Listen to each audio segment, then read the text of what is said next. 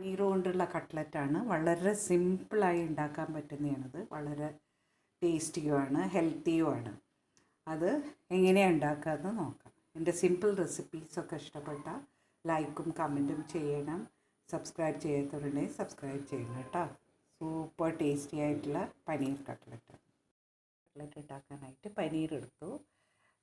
നന്നായി കുറച്ച് പൊടിച്ചെടുക്കണം പനീർ.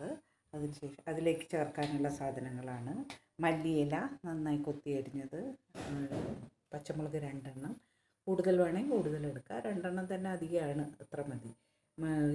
ഒരു വലിയ ഉള്ളി കൊത്തി അരിഞ്ഞിട്ട് വെച്ചു, 2 ഉരുളക്കിഴങ്ങ് പുഴുങ്ങിയെടുത്തു. അതിനുശേഷം പിന്നെ അവിൽ പൊടിച്ചതുണ്ട്. പിന്നെ അതിനുശേഷം നമുക്ക് ഇതിലേക്ക് ഒരു ബൗളിലേക്ക് കുറച്ച് കോൺഫ്ലവർ, ഇത് കോഴിമുട്ട ചേർക്കുന്നില്ല, വേണമെങ്കിൽ കോഴിമുട്ടയും ചേർക്കാം, ഒരു പ്രശ്നമില്ല. നമ്മളെ ടേസ്റ്റ് അനുസരിച്ചിട്ട് കോഴിമുട്ട ചേർക്കാം. ഇതിലേക്ക് കുറച്ച് വെള്ളം ഒഴിച്ചിട്ട് കലക്കിയെടുക്കാം. ചൂടാക്കി കുറച്ച് നെയ്യ് അതിലിട്ടിട്ട് അതിൽ ഉള്ളി എടുത്ത് ഉള്ളി വറുടുക, കൊത്തി അരിഞ്ഞ ഉള്ളി നന്നായിട്ട് വറുത്തെടുക്കുക.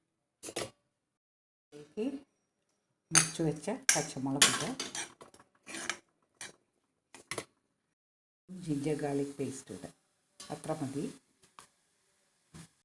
ടീസ്പൂൺ ജിഞ്ചർ ഗാർലിക് പേസ്റ്റ് ഇട്ടിട്ട് നന്നായി വഴറ്റുക.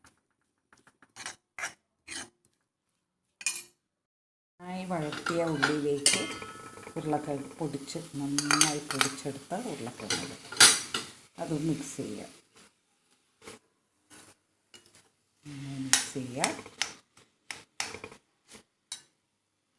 കുറച്ച് ഉപ്പ് ചേർക്കുക, കുറച്ച് മഞ്ഞൾപ്പൊടി ചേർക്കുക. നന്നായി പൊടിച്ച് വെച്ച പനീർ പീസസ് ഇതിലേക്ക് ചേർക്കുക. നന്നായി പൊടിച്ചിട്ടുണ്ട്. അത് വേഗം എളുപ്പം പൊടിയും, വീട്ടിലുണ്ടാക്കുന്നത് കൊണ്ട് എത്ര ഹാർഡൊന്നും ആയിട്ടില്ല, സോഫ്റ്റ് ആയിരിക്കും. അത് ഈ മിക്സിലേക്ക് ഇടുക, പൊട്ടാറ്റോ മിക്സിലേക്ക് ഇടുക. വീണ്ടും നന്നായി മിക്സ് ചെയ്യുക.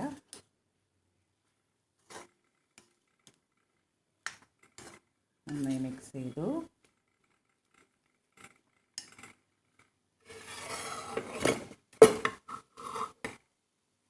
നന്നായി മിക്സ് ചെയ്യുക. കുറച്ച് ഗരം മസാല പൊടി കുറച്ച് ചേർക്കുക, കുറച്ച് മതി, വളരെ കുറച്ച്, ഒരു 1/4 ടീസ്പൂണിലും കുറവ് മതി, 1/4 ടീസ്പൂൺ ചേർക്കുക. അത് കഴിഞ്ഞ് നന്നായി മിക്സ് ചെയ്യുക.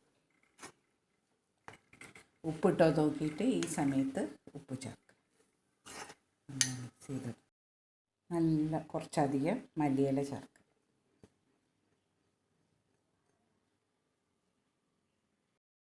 കുറച്ച് കസൂരി മെത്തി ഇടുക ഈ മിക്സ്ചറിലേക്ക്. ഉപ്പൊക്കെ ഉണ്ടോ നോക്കിയിട്ട് നന്നായി മിക്സ് ചെയ്യുക. വേണമെങ്കിൽ കുറച്ച് കുരുമുളക് പൊടി ഇടാവുന്നതാണ്. ഇഷ്ടമുണ്ടെങ്കിൽ മാത്രം, എല്ലാവർക്കും എരിവൊക്കെ ഇഷ്ടമുണ്ടെങ്കിൽ കുരുമുളക്, ഞാനിപ്പോൾ ഇതിൽ ഇടുന്നില്ല കുരുമുളക്. ഇങ്ങനെ ഒരു ബോളാക്കി നമുക്ക് ഇഷ്ടമുള്ള ഷേപ്പ് കൊടുക്കുക. ഫ്ലവറിൻ്റെ മിക്സ്ചറിൽ ബാറ്ററിൽ ഒന്ന് മിക്സ് ചെയ്ത് അതിന് ശേഷം അവിൽ പൊടിച്ചതിലിട്ടിട്ട് നന്നായി മിക്സ് ചെയ്ത് നമുക്കിഷ്ടമുള്ള ഷേപ്പാക്കി എടുക്കുക.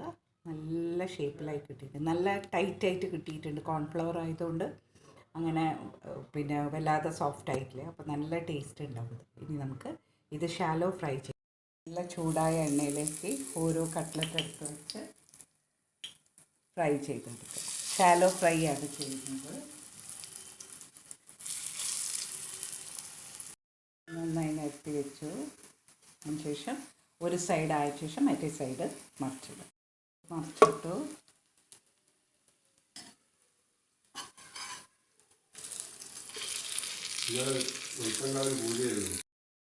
അങ്ങനെ കട്ട്ലറ്റൊക്കെ റെഡിയായി.